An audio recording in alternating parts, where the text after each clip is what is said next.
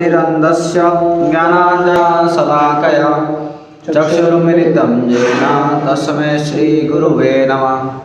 श्रीचैतन्यमनोभीष्टं स्थापितं येन भूतले स्वयं रूप कदा मह्यं ददाति स्वपदान्तिकं।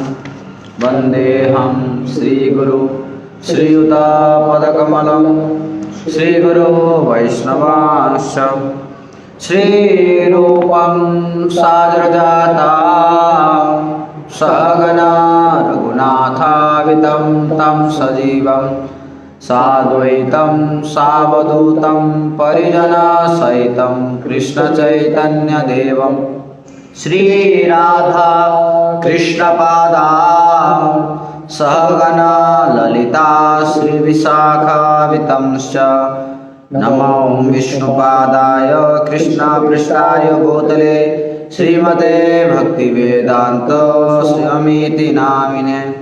नमस्ते सरस्वती देवे गौरवाणी प्रचारिणे निर्विशेष शून्यवादी पाश्चात्यदेशतारिणे। वाञ्छाकल्पतरुभ्यश्च कृपा सिन्धुभ्येव च पतितानां पावनेभ्यो वैष्णवेभ्यो नमो नमः। जय श्री कृष्ण चैतन्य प्रभु नित्यानंद श्री अद्वैत गदाधर श्रीवासादि गौर भक्त वृंद। हरे कृष्णा कृष्णा कृष्णा हरे हरे, हरे राम राम राम हरे हरे। हरे कृष्णा। तो हम टेक्स्ट 24 डिस्कस कर रहे थे कल। तदश्मसारम हृदयं वतेतं यद्ग्रह्यमानेर हरिनामधेये न विक्रये तात यदा विकारो नेत्रे जलं गात रुभेषु हर्ष। Certainly, which in spite of one chanting the holy name of the Lord with concentration does not change when ecstasy takes place, tears fill the eyes and the hair stand on end. तो यहाँ पे शौनकाद ऋषि बता रहे हैं, जो व्यक्ति भगवान का हरिनाम का जप कर रहा है पर उसका आंखों से अश्रु नहीं आ रहे हैं और उसके रोमांच खड़े नहीं हो रहे हैं, इसका मतलब अभी भी उसका हृदय पत्थर का हृदय है, अभी भी उसका हृदय पिघला नहीं है। तो हमने इस तात्पर्य का काफ़ी हिस्सा पढ़ा था, जहाँ पे रूपा लिखते हैं कि अगर कोई व्यक्ति प्रामाणिकता से वैदिक भक्ति करता रहेगा तब धीरे धीरे उसका हृदय का शुद्धिकरण होगा नवविता भक्ति करने से, और उसके हृदय में भाव स्तर ये अलग अलग अष्टविकार प्रकट होंगे।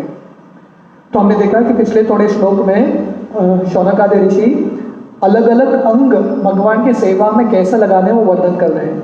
आंख से भगवान के विग्रहों की दर्शन करना, कान से भगवान की कथा सुनना, जीवा से भगवान का कथा कीर्तन करना, पैरों से तीर्थ यात्रा करना, तो इत्यादि हम करेंगे नियमित रूप से, तब हम धीरे धीरे भाव के स्तर पर आएंगे। और प्रभुपाद ने ये भी लिखा है कि संदर्भ के अनुसार, जीव गोस्वामी के अनुसार, अगर कोई कंटिन्यूअसली निरंतर श्रवण कीर्तन कर रहा है पर उसके हृदय में परिवर्तन नहीं हो रहा है, उसके आंख से अश्रु नहीं आ रहे हैं, उसका मतलब है अपराध हो रहा है। इसलिए 10 अपराध से बचना बहुत महत्वपूर्ण है। जब व्यक्ति ये अपराधों से बचेगा तभी उसका प्रगति बहुत जल्दी होगा, अनर्थ मिटेंगे और फाइनली भाव के स्तर पे आएगा। और प्रभुपाद ने ये भी समझाया कि कैसे भाव के अलग अलग अष्टविकार हैं। इनर्टनेस, शरीर स्तंभित हो जाता है, रेस्पिरेशन, पसीना छूटता है, बाल कड़े होते हैं, गदगद होता है, वचन ठीक तरह से बोल नहीं पाता, कंपन होता है, इत्यादि अष्टविकार हैं। तो ये रूप गोस्वामी भक्ति रसायन सिंधु में वर्णन करता है। विश्वनाथ चक्रवर्ती ठाकुर ये भी वर्णन करते हैं कि हालांकि ये अष्टविकार है पर इनकी नकल नहीं करनी है। जब हम ऑटोमेटिकली भक्ति करते रहेंगे और स्तर हमारा बढ़ता रहेगा तब अपने आप ये भाव के स्तर आएंगे। हमको इनकी नकल नहीं करना है। इसलिए विश्वनाथ चक्रवर्ती ठाकुर और रूप गोस्वामी भी उनके पुस्तक में बताते हैं कि कैसे ये जो प्राकृत सहजिया है, ये जो सहजिया मेंटालिटी है कि वो स्तर पे नहीं है, फिर भी हम इमिटेट करने का प्रयास करते हैं, इससे बच के रहना है। एक बार हरिदास ठाकुर नवदीप में चल रहे थे और एक सपेरा था जो सांप की पालन करता है। तो वो जब कृष्ण कालिया का दमन करते हैं वो श्लोकों की वर्णन कर रहा था उसके गीत में। जब हरिदास ठाकुर गए, इतने भाव में आ गए कि हरिदास ठाकुर जमीन पे लेटने लगे, इतना अश्रु निकलने लगा। तो ये सपेरा ने हरिदास ठाकुर को वंदन किया, उनको दंडवत किया, हरिदास ठाकुर चले गए। उसके बाद फिर से वो गाने लगे वही गीत को, कैसे कृष्ण कालिया का दमन करते हैं। और एक व्यक्ति आया और एक भक्त, जैसे हरिदास ठाकुर ने किया वैसे ही किया उसने, जमीन पे लेटने लगा, रेंगने लगा, अलग अलग विकार दिखाने लगा। ये सपेरा ने डंडा लेके उसको मार दिया। क्यों? क्योंकि हरिदास ठाकुर प्रामाणिक रूप से कर रहे हैं, उनको कंट्रोल नहीं हो रहा, भाव आ रहा है, पर ये व्यक्ति नकल करने का प्रयास कर रहा है, क्योंकि ऐसा नकल करने से प्रसिद्धि मिलेगा। इसलिए ये सब चीज हमको ये जो भाव का स्तर है इसकी नकल नहीं करना है। जब हम प्रामाणिक रूप से भक्ति करेंगे ऑटोमेटिकली ये स्तर आएगा। When Lord Chaitanya met Srila Ramananda Rai of Kovur on the bank of Godavari, the Lord developed all these symptoms, but because of the presence of some non-devotees Brahmanas who were attendants of the Rai, the Lord suppressed the symptoms. बहुत सुंदर है। जब चैतन्य महाप्रभु रामानंद राय कोवूर में गोदावरी के तट पे मिलते हैं, तब उनके बातचीत में चैतन्य महाप्रभु को ये अष्टविकार आने लगे। पर क्योंकि चैतन्य महाप्रभु ने देखा कि काफी सारे अभक्त हैं, तो चैतन्य महाप्रभु ने अष्टविकार रोक लिया, क्योंकि चैतन्य महाप्रभु इनके सामने ये दर्शाना नहीं चाहते थे कि उनका स्तर क्या है। इसलिए जो शुद्ध भक्त हैं, जो ऑलरेडी ये स्तर पे हैं, ये दिखाते नहीं है उनका अष्टविकार रोकते हैं, क्योंकि उनका इच्छा है कि लोगों को पता नहीं चलना चाहिए मेरे अंदर के भाव क्या है। तो चैतन्य महाप्रभु ने सप्रेस किया। Therefore, so sometimes they are not visible even in the body of first class devotees for certain circumstantial reasons. इसलिए जो शुद्ध भक्त भी हैं, उनके शरीर में भी अष्टविकार दिखते नहीं है, क्योंकि वो सामान्य जनता के सामने ये दिखाते नहीं है, वो अपने मन ही मन रखते हैं। Therefore, real steady bhav is definitely displayed in the matter of cessation of material desires, shanti, utilization of every moment in the transcendental loving service of the Lord, avyartha kalatvam, eagerness for glorifying the Lord constantly, namagane sada ruchi, attraction for living in the land of the Lord, preeti stat vasati stale, complete detachment from material happiness, virakti and pridelessness, manya shunyata। तो इसलिए जो भाव का स्तर है ये अष्टविकार से पता नहीं चलता, क्योंकि ये बहुत सारे शुद्ध भक्त हैं जो ऑलरेडी भाव के स्तर पे हैं, पर ये अष्टविकार दिखाते नहीं है। पर कोई बहुत ऊंचा भक्त है, फर्स्ट क्लास उच्च कोटि का भक्त, कैसा पता चलेगा? उसके अंदर ये सब लक्षण होने चाहिए।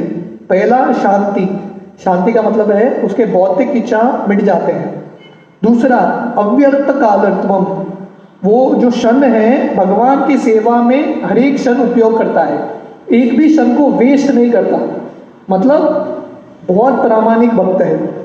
नाम गाने सदा रुचि, हमेशा उत्सुक रहता है भगवान के नाम का, कथा का गुणगान करने के लिए, सदा रुचि, निरंतर करना चाहता है। Attraction for living in the land of the lord, प्रीति स्तत वसति स्थले, भगवान के धाम में जाने की इच्छा रहता है, वृंदावन, मायापुर, जगन्नाथपुरी में निवास करने का इच्छा है। और विरक्ति, जो भौतिक आनंद है, इंद्रिय है, उससे दूर रहता है। और फाइनली प्राइडलेसनेस, मान्य शून्यता, बहुत नम्र रहता है। तो जो भक्त ऑलरेडी शुद्ध स्तर पे है वो बहुत नम्र रहते हैं, उनके अंदर बिल्कुल घमंड नहीं रहता। जैसे कृष्णदास कविराज गोस्वामी चैतन्य चरितामृत में वर्णन करते हैं कि मैं विष्णा में जो कीड़ा है उसके समान हूँ, उससे भी बदतर हूँ। उनका यह नम्रता है। तो ये सब महान भक्तों के लक्षण है। जैसे शिला प्रभुपाद एक बार प्रवचन में बता रहे थे, first class person, second class person, third class person और फोर्थ क्लास पर्सन, कैसे अलग अलग स्तर के लोग हैं। तो एक व्यक्ति ने प्रश्न किया, प्रभुपाद क्या अपने आप को फर्स्ट क्लास समझते हैं क्या? प्रभुपाद नीचे झुक के बोले, नहीं, मैं फिफ्थ क्लास हूँ, मैं इन सब 4 क्लासों का दास हूँ। तो ये शुद्ध भक्त का लक्षण है। One who has developed all these transcendental qualities is really possessed of the bhava stage as distinguished from the stone-hearted imitator or mundane devotees. तो जिनके अंदर ये सब गुण हैं, हमने देखा शांति, उनके भौतिक इच्छा खत्म होते हैं, अव्यर्थ कालत्वम, अपना समय व्यर्थ नहीं करता, भगवान का निरंतर नाम जप करता रहता है, भगवान के धाम में निवास करने का इच्छा है, नम्र है, विरक्त है, ये सब लक्षण है भाव का। The whole process can be summarised as follows. तो ये जो पूरा हमने देखा कि पहले अध्याय में शुकदेव गोस्वामी विराट रूप का वर्णन करते हैं, दूसरे अध्याय में परमात्मा का वर्णन कर रहे हैं, और ये तीसरे अध्याय में प्योर डिवोशनल सर्विस, शुद्ध भक्ति का वर्णन आ रहा है, कैसे हर एक अंग से भगवान का कथा कीर्तन सुनना चाहिए। तो प्रभुपाद यहाँ पे लिख रहे हैं, ये जो पूरा मार्ग है इसको इस तरह से संक्षेप में वर्णन हो सकता है। The advanced devotee who chants the holy name of the Lord in a perfectly offenseless manner and is friendly to everyone can actually relish the transcendental taste of glorifying the Lord. जो प्रगतिशील भक्त है, जो भगवान के हरि नाम का जप करता है बिना अपराध के, अपराध युक्त जप, और दूसरों के साथ फ्रेंडली मैत्री भाव के साथ रहता है, ऐसा व्यक्ति निरंतर भगवान की कथा में रुचि रख सकता है। And the result of such realisation is reflected in the cessation of material desires etcetera as mentioned above. तो ये करने से अगर किसी का साधना और संबंध अच्छा रहेगा तब ऑटोमेटिकली उसके अंदर साक्षात्कार आएंगे, और ये जो लक्षण है मान्य, शून्यता, विरक्ति इत्यादि आएगा। The neophytes, due to their being in the lower stage of devotional service, are invariably envious, so much so that they invent their own ways and means of devotional regulations without following the acharyas. पर जो नवसिखिया भक्त हैं, जो भक्ति में उनका प्रगति नहीं हुआ है, वो हमेशा ईर्ष्यालु रहते हैं और अपना ही मार्ग का निर्माण करते हैं। जो आचार्यों ने दिया है वो मार्ग का पालन नहीं करते हैं, पर अपना एक मार्ग का निर्माण करते हैं। As such, even if they make a show of constantly chanting of the holy name of the Lord, they cannot relish the transcendental taste of the holy name. तो इस तरह से अगर वो एक ड्रामा भी करते हैं, लोगों को दिखाते हैं कि वो निरंतर हरि नाम कर रहे हैं, पर आचार्यों के मार्गदर्शन पे नहीं जा रहे हैं, अपराध से बचने का प्रयास नहीं कर रहे हैं, उनको नाम में रुचि नहीं आएगा। नाम करेंगे पर नाम में रुचि नहीं आएगा। Therefore, the shows of tears in the eyes, trembling perspiration or unconsciousness etc. is condemned. इस तरह हालांकि यहाँ पे वर्णन है ये श्लोक में कि जब करते हुए आंख से अश्रु आना चाहिए, कंपन होना चाहिए, पर ये नकल नहीं किया जा सकता। प्रामाणिक भक्त के अंदर भी ये लक्षण आ सकता है और जो प्रामाणिक नहीं है उसके अंदर भी ये लक्षण आ सकता है। इसलिए जो प्रामाणिक है वो आइडेंटिफाई करने का ये तरीका नहीं है किसी के आंख से आंसू आ रहा है कि नहीं, तरीका प्रभुपाद ने बताया है, उसके बुरे आदतों से उसको बचना है। अगर बुरे आदतों में लग रहा है तो उसके अश्रु का मतलब नहीं। They can however get in touch with a pure devotee of the Lord and rectify their bad habits. Otherwise, they shall continue to be stone-hearted and unfit for any treatment. तो अगर ऐसा कोई मिथ्याचारी है, वो भगवान के नाम का जप करता है, आंख से आश्रु आने का नाटक करता है, दिखावा करता है, पर उसके बुरे आदत अभी भी चल रहे हैं, उसको सुधारने का एक ही तरीका है, अगर वो शुद्ध भक्तों के संग में आएगा और उनका आशीर्वाद, उनकी सेवा करेगा, तब उसका हृदय का परिवर्तन हो सकता है। A complete progressive march on the return path home back to Godhead will depend on the instructions of the revealed scriptures directed by a realized devotee. तो इस तरह से अगर किसी को भगवत धाम की ओर जाना है, ये मार्ग में द जर्नी होम, उसको शास्त्रों के आदेश के अनुसार जैसे साक्षात्कारी भक्त, शुद्ध भक्त वर्णन करते हैं, वो मार्ग पे हम चलेंगे, तभी हमारा हृदय का परिवर्तन होगा और हम फाइनली भगवत धाम पहुंच सकते हैं। फाइनली टेक्स्ट 25, ये अध्याय का लास्ट श्लोक। अतावि देहि अंगमनो नुकूलम देहि विहंगमनुकूलम प्रभाससे भागवत प्रदान प्रभासे से भागवत प्रधान यदा वैयासकीर आत्मविद्या सकीर आत्मविद्या विशारदोरपतिम साधुकृष्ट विशादरणपतिम साधुकृष्ट। Translation. O Sutta Goswami, your words are pleasing to our minds. Please therefore explain this to us as it was spoken by the great devotee Shukdev Goswami, who is very expert in transcendental knowledge and who spoke to Maharaj Parikshit upon being asked.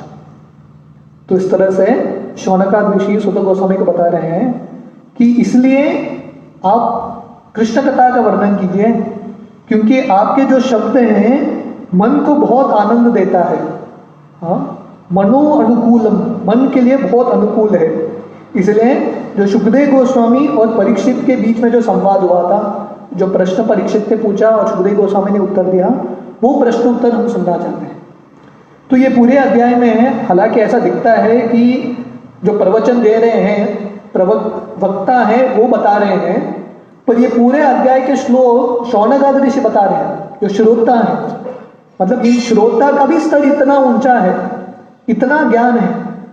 तो इसलिए प्रभुपाद बहुत जगह पर बताते हैं, जब perfect disciple, perfect गुरु, जो गुरु का स्तर परफेक्ट रहेगा, उन्होंने ज्ञान सही तरीके से प्राप्त किया है, और शिष्य भी प्रामाणिक रहेगा, इन दोनों के मिलन में बहुत सुंदर मंथन होता है कृष्ण कथा का। Purport: knowledge explain in by the previous acharya like Shukdev Goswami and followed by the next like Sutta Goswami is always powerful transcendental knowledge, and it is therefore penetrating and useful to all submissive students. तो ऐसा जो ज्ञान है, जो शुकदेव गोस्वामी जैसे प्रामाणिक आचार्य बताते हैं और सुत गोस्वामी जैसे आचार्य उनका पालन करते हैं, ऐसा जो गुरु शिष्य परंपरा है, ये गुरु शिष्य परंपरा में जो ज्ञान प्राप्त होता है, और ये परंपरा में जो शिष्य आते हैं, प्रामाणिक शिष्य, सबमिसिव, नम्रता से सुनने का प्रयास करते हैं, ऐसा ज्ञान किसी के हृदय में जाके परिवर्तन करेगा। तो इसलिए यह अध्याय का दूसरा एक नाम है चेंज ऑफ हार्ट, हृदय का परिवर्तन। हृदय का परिवर्तन होगा अगर हम नम्रता से भक्ति करेंगे और जितने भी महान आचार्य हैं उनसे हम सुनेंगे। तो यहाँ पे ये तीसरा अध्याय समाप्त होता है, प्योर डिवोशनल सर्विस। तो थोड़े दिनों बाद हम चौथा अध्याय शुरू करेंगे, द प्रोसेस ऑफ क्रिएशन, कैसे सृष्टि का निर्माण शुरू होता है। तो बहुत बहुत धन्यवाद। हरे कृष्ण।